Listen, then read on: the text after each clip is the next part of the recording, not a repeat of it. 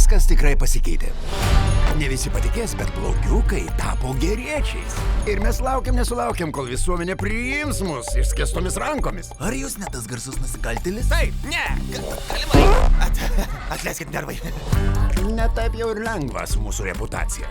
Jūs norite dirbti banke. Kodėlgi ne? Geriausi prisiminimai kaip tik iš bankų. Jūs 3 kartus apiplėšė. Da. A čia šitas bankas?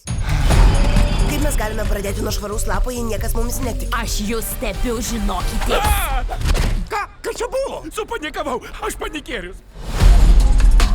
Aš vardu Kitė, o čia mano kolegės. Jūs tipo blogietės. Mums reikia blogiukų didžiausiam visų laikų apiplėšimui. Gal negirdėjot naujienų, bet mes dabar geriečiai. Tai tikrai nebuvo prašymas. Tik nesakykit, kad jūs ir vėl blogi. Ne, mus pakišo. Parodysim pasauliui, kad mes geri. Taigi mes sabotuosime. Sveiki, ponė maskotės meistrė, jūsų eilė. Pažadu, suvaidinsiu tave garbingai. Kur mano gelyčia? Prego, kapučino. Tinkliukė, ką tu manai? Šiandien aš jūsų programišė.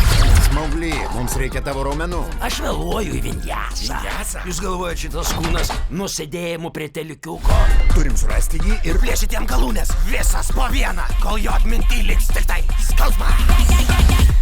Vau, geras. Norėjau pasakyti išgelbėti, bet jo, jeigu bus laiko, galim padaryti ir tai.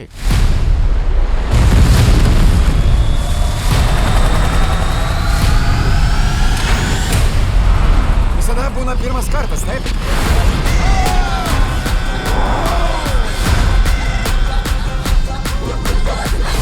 Trauk mus, Maugly! Vinjasa, mažučiai! Gal jūs juokaujat? Čia užsukto ten atsukto. O, tikrai? Blogiukai 2. Tu nesinervini, ar ne? Nes žinom, kas būna, kai susinervini. O, tėvuk, nepyk, ką? Ne.